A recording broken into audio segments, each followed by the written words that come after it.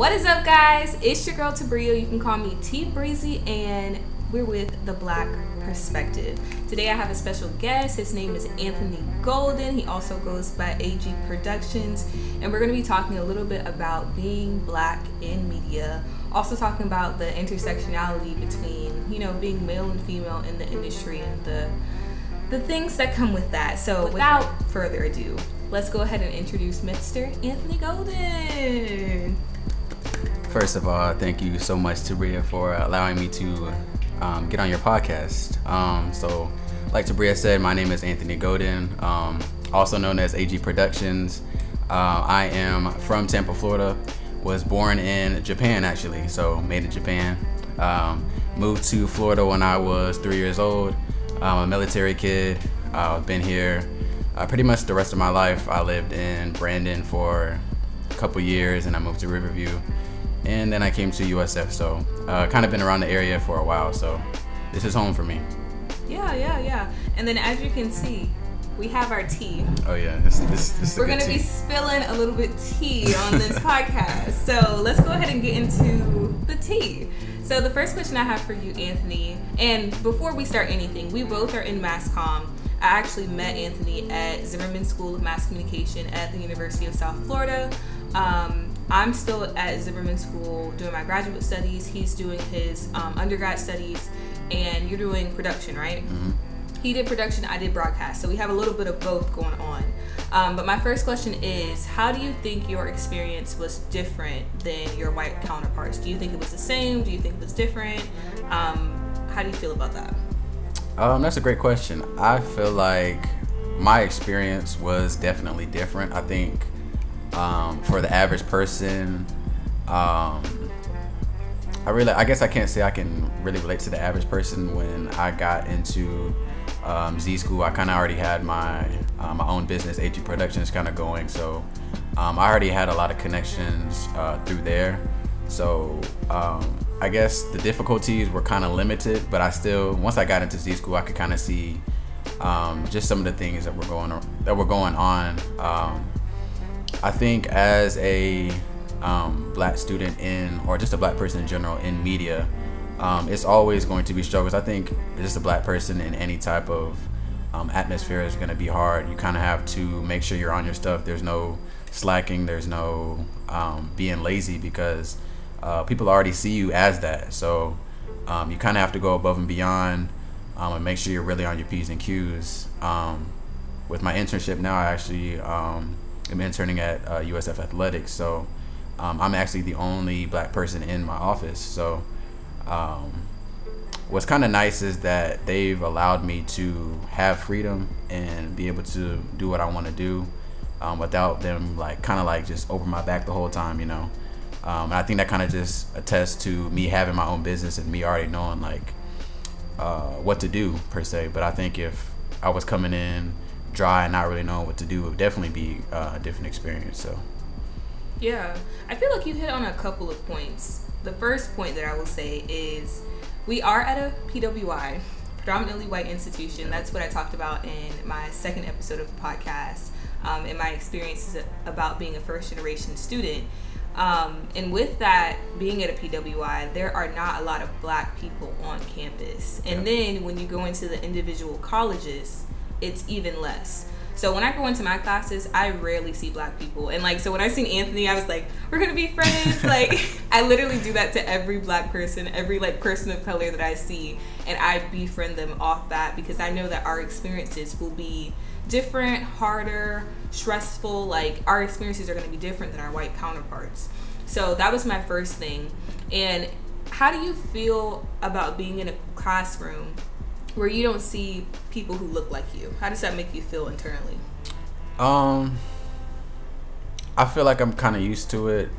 Growing up, I was going to predominantly white schools. It wasn't until high school that I went to a predominantly Black school. So I've always kind of had to been on my P's and Q's, and I kind of attest my parents and my sister for really making sure I'm in my studies, that I'm really doing what I need to do. But I think as far as being here, it's definitely heartbreaking for me. Like, I wish there was more people that look like me in the class, because I know we can relate to each other, like you've been saying. For me, it's gonna be a lot harder to have those connections and just have all these different opportunities. I have to work a lot harder for them than my white counterparts do, and that's just off the simple fact of just our skin color, which is kind of sad, but it's the truth. Like, I'm not denying it. But I think a good thing about like me and you is that we're both hard workers. So like we're gonna get those opportunities, and regardless of, you know, if people are not trying to let us shine and not trying to let us be great, like, we're gonna get those opportunities. And I think that's just the main thing, is just like, I think being black just kind of shows you how to work even harder, you know, because we have to work. Like, there's no shortcuts for us. Yeah. And I think every black person or every black parent has told their child, you have to be 10 steps ahead, you have to go harder. And I've always told myself that, like, I wouldn't implement that with my children, because I don't want them to feel so pressured and feel that immense amount of just dread to fail. Have you ever felt like that, where you just feel like you cannot be unsuccessful, like you have to push forward, like it's no other option? And not in a good way. I'm saying like in a bad way. Yeah. I mean, I think I definitely like feel the pressure to like want to be great, and I think that's just kind of how I am. But I think the great thing about just life and God is that knowing that your steps are already paved, and just kind of trusting the route that he wants you to go. So I kind of try to flip my mindset on that, and my perspective of, you know, whatever I'm doing it for a reason, for a purpose, you know. And if I try something and I fail, cool, like it just wasn't that wasn't the plan that God had for me, you know. So I think that's really what I feel like everybody should try to take away, is like, you have to realize that nothing is for like, everything is for a reason, everything is for a purpose, you know. So there's always something that you can learn, or something that you can take away from every experience you have, whether it's good or bad, you know. Mm-hmm. Yeah, I think with me, and I'm glad you brought up God, because God has been the balancing act in my life to relieve a lot of that pressure, because I put a lot of my faith and my trust and my success in his hands. Yep. Jeremiah 29:11 is my favorite scripture. Mm-hmm. You know, God knows the plans, and his plans are for success in my life. But before, when I wasn't leaning on God's understanding, I felt all that pressure that was surrounded by just like the black experience, and being black on campus, and not really seeing other black people being successful. Because, you know, we have success stories, but like, if you're first generation, or if you don't have a lot of people who are wealthy in your family or doing a lot of things, it can get hard. So I really had to have that balancing act to weigh me down. So I'm very thankful for that. The next question I have for you is going a little bit into like intersectionality, because I learned that word and I learned that concept, and now I cannot stop talking about it. But just like, we have our race, but then we have our sex. So how has not only being black, but also being a male in like certain spaces affected you? Like, do you feel like people are intimidated by you? Do you feel like there are certain stereotypes that are connected to you as a black man? Definitely. I think for me, being a black man, like in media or just in general, there's always those stereotypes that people are always gonna have, regardless of if you're on your P's and Q's or not. But it's just how people think, how people operate, which is sad. But I think definitely, like, for you, when we've talked about this, for you being a woman in this, like, it's even harder for you. Like, people don't think you can actually do this for real. So I think like being a man is definitely easier, and like, but I know for you it's 10 times harder, because you're black, one, but then you're also a woman too. So men feel like they're already superior over you, regardless of if you have more experience. And we've talked about it all the time, you know. So it's hard, but I realize that it's even harder for people like you.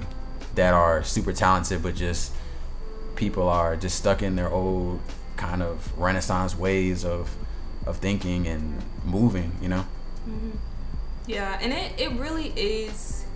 Sometimes I think about how we can change the system as being young Black media people on the upcoming, because you know we about to be big. For sure, hey, for sure. Go ahead and dab me up. Don't sure. take it. Yeah. We about to be big, and I do think that we will have some type of influence in this space. And sometimes I think, how can we change how Black men and women are viewed in these spaces?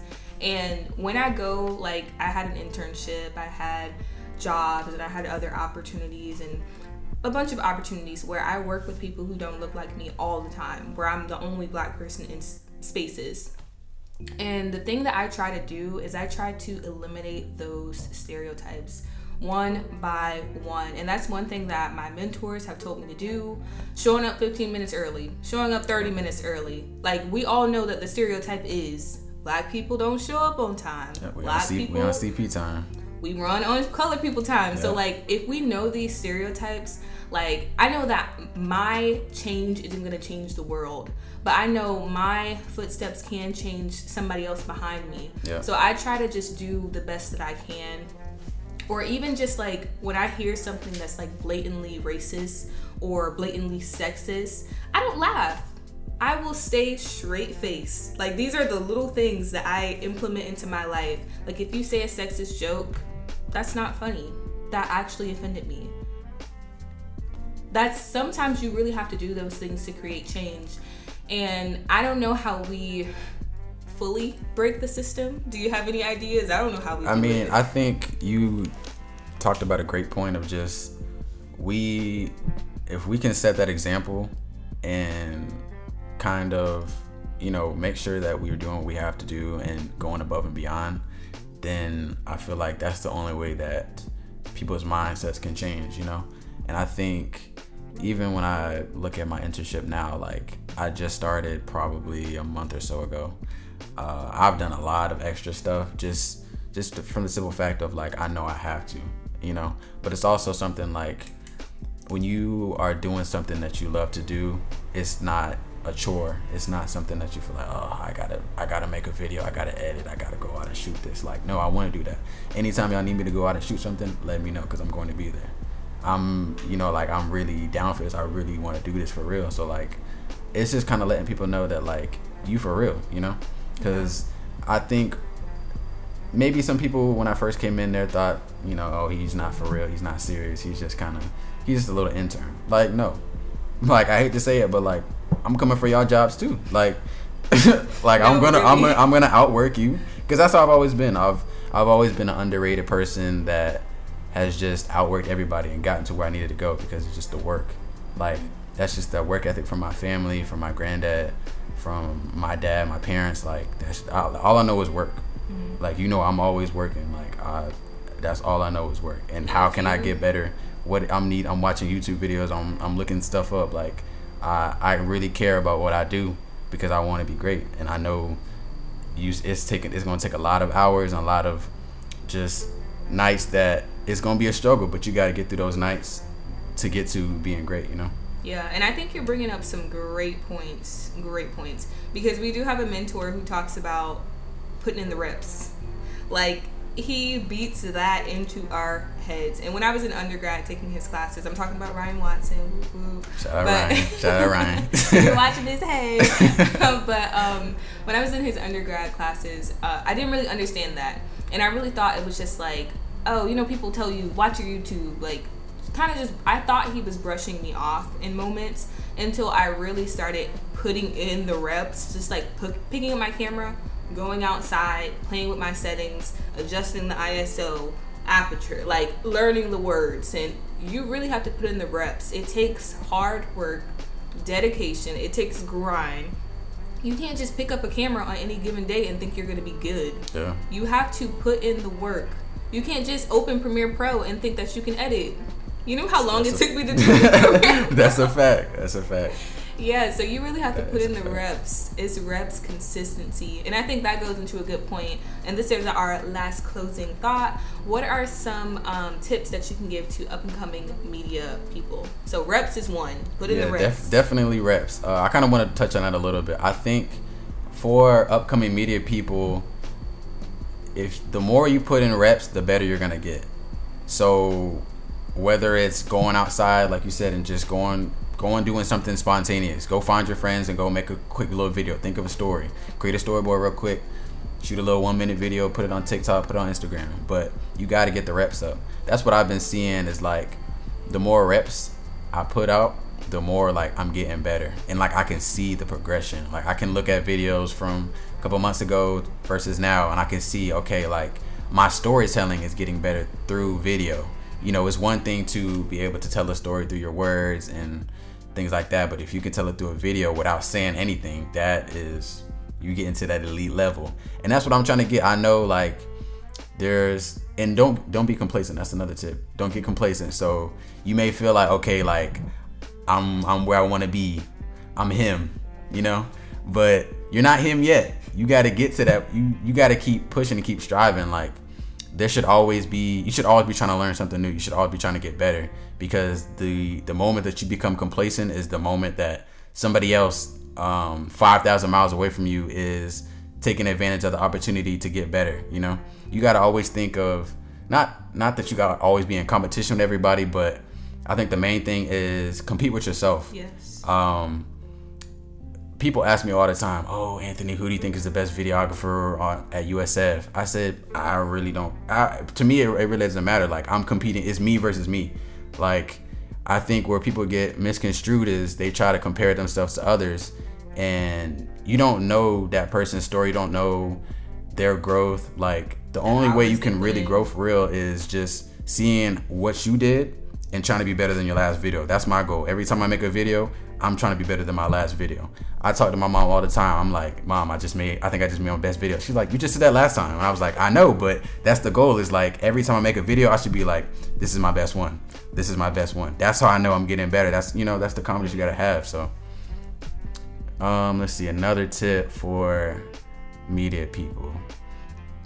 I'll do a tip while you're thinking. Go ahead. I think another good tip, and this is a tip for anybody in a space where they're learning or creating, is to find people who you can engage with and find mentors. Yes. So like when I found Anthony, like I was already going crazy that he was Black. So that was already number one. But then I seen his work and I was like, oh my God, he's creative. And not just like taking pictures, but like actually telling a story, actually doing videography, like putting in the reps, doing the work. And I talk to Anthony all the time. Like, I think we were talking the other day about like creative drought and all those things. We should do a video on that. We should. That's gonna be the next episode after this one. Low-key, when I come back. Yes, because he's gonna come back. But we talk about all the things that we face as creatives, like when people don't pay us. Like, there are things that we face as creatives that if you don't have people around you, people will take advantage of you. So have those mentors who are telling you what price to pay. Have those mentors who are telling you, yeah, they just ripped you off, or yeah, you need to do this proposal and this is how you need to do it. You need to have people on your level, above your level, even under you who you can help. Like, you need to have a circle of people who you can help. Create that group of people, because that will encourage you, and you won't go through like that creative drought as much because you'll have creative energy around you, which I just love. So that's my tip. That's a really good tip. Another tip I have is for all of my media people, start your own business and start like, you know, creating videos on your own. So when I say that, it's like your end goal doesn't have to be to work for somebody. You can work for yourself, and working for yourself is being able to get those extra reps like we talked about before. I think that you being able to have your own business per se and make those videos for clients and build clientele, that's only going to put your name out there for future clientele, future opportunities. It'll help you get better. And I think when you actually are ready to get a job in the industry, now it shows that you're taking initiative on your own to make videos, to that you want to actually do this for real. I think that's why I was able to get my internship so easy, I guess, was that because I thought it was going to be a hard process. I was like, oh man, I don't know if I'm actually get it or not. But I think just the fact that I already had my own business, I already made videos, I already had a portfolio, create a portfolio. Yes. That's another thing. Be able and create those reels too. At the end of the year, create a reel. So that way when people are asking for it, you can just, boom, you got it right there. That's important too. I actually learned that this year too. Like I didn't even know what a reel was. I didn't know what a reel was until I got into my second year here. And if you don't know what a reel is, it's a wrap up of all the things that you've done in a semester or a year or like a short period of time, and you put all of your best clips in like a 30-second to a minute video. So check out our reels. They're on our YouTube channel, on his Instagram. Oh, you gotta plug your Instagram at the end too. I got you. But yeah, I think like we just been saying, just put those reps up. Stay humble. Yeah, stay humble, please. Yeah, that's very important. Being humble will take you so... It really will. It will take you a long way. It really will. It'll give you connections, because I think the reason why a lot of people do things like this is because they want to be well connected. They want to grow their business. They want to they want to be connected. They want to network. How are you going to connect and network with somebody if you're being cocky and weird? Don't do that. Don't, because I've seen so many people lose opportunities that were literally in their hands because of the way that they act. Mm-hmm. People can see right through that, especially people in leadership. So just be humble.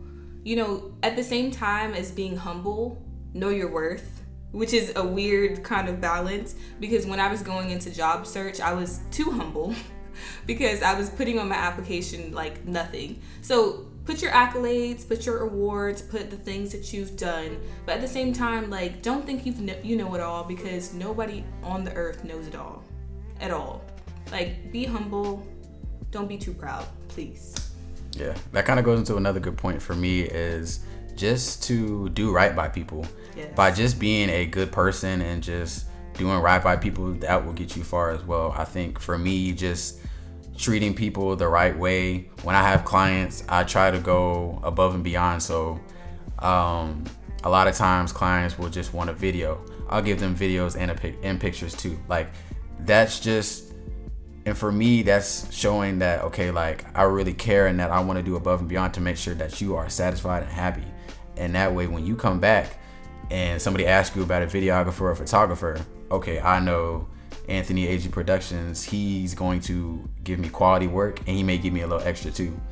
That's what people want to see, Mm-hmm. That's another good point. So I just thought about, if you're a videographer, don't just limit yourself to videography. Do photography too. If you can be multifaceted in both photography and videography, that makes you even more dynamic of a person.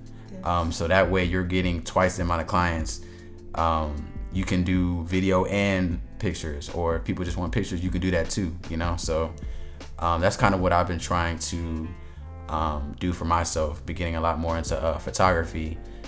So make yourself, don't limit yourself. That's the bottom line. Don't limit yourself. Yeah. All right, y'all. So this has been episode 3 of the Blck Perspective, and I have my special guest here, Anthony Goden. He's gonna plug his socials. So say your socials. So my socials, my business page is ag_.productions. ag_.productions. My personal is Anthony Goden 1, ANTHONY GODEN 1. All right, y'all. Thank y'all so much for being here, and as always, we're going to pray out. You want to say the prayer, or you want me to say it? I'll let you say it. This your show. All right. So bow your heads, close your eyes. Lord, we thank you for allowing us to have this space to talk about the things that we love. And we thank you for letting us be creative and have this space. And we know that you put all this creative things in us to just make the world a brighter place. And with our gift, we just ask that you just bless us, keep us successful, keep us healthy, keep us whole, and just continue to help us spread the light, your light into the world. And for the viewer that's watching this, I ask that you just bless them and keep them and just make their day special. In the name of Jesus, amen. All right. Bye, y'all. Bye. Peace.